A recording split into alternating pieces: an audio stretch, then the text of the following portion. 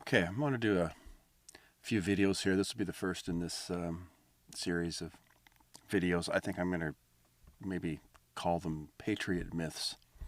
Now, I'm all for being patriotic. I'm all for, standing up for people's rights. I'm all for, fairness in our, particularly economic fairness. And I'm not a big fan of banks. I've done a study of banks for quite a number of years and how banking works. And all I can say is the more you learn, the more you realize how little you know. But here's something I do know. This concept of fractional reserve banking is bantered around on the internet quite a bit, that term. And I just wanted to spell a myth about fractional reserve banking. And there'll be a greater point later on to this, but this is just going to be a beginning. If we're going to, what am I trying to say here? The point is if we're going to reform or fight this entity, this international banking entity that's out there that seems to be swallowing up the planet in debt, first we have to really understand it, how it actually works. And proposing and regenerating these myths about it isn't helping. And one of these myths is fractional reserve lending. So here we have the Bank of Canada's website. And I'm just going to put it out there. We don't practice fractional reserve banking anymore. Okay, and you say, okay, do you have any proof of that? Well, I think I do. Here's an old document from Bank of Canada.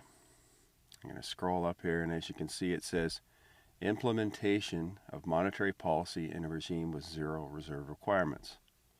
Okay, well, you could say, well, that's just a discussion paper. It doesn't really mean anything. Okay, well, we'll scroll down a little farther here.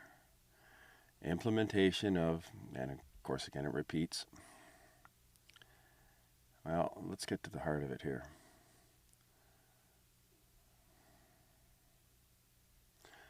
Monetary policy can be implemented effectively without reserve requirements as long as the cost incentives ensure a predictable demand for settlement balances. A central bank can then achieve the level of short-term interest rates that it desires. Now it can do that by manipulating the LIBOR rates too, which the powers that be did anyway, using market-oriented instruments only. I just thought I'd throw that a little aside in there. Okay, well, that doesn't, constitute any proof, does it? It doesn't say that they are actually, running their banking system this way. But this next page does.